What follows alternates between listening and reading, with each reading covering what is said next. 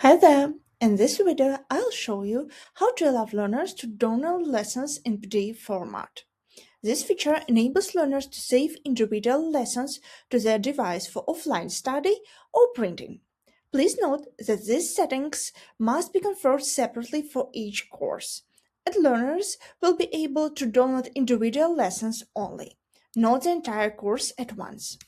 To grant learners access to download lessons in PDF format, go to the course settings. In the general settings, find Export Lesson in PDF format function and enable it.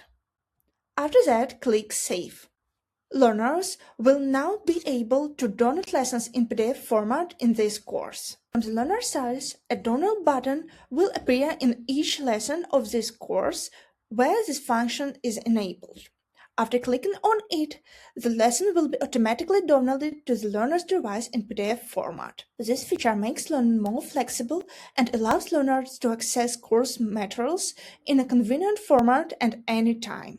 I hope this helps, and good luck with your academy!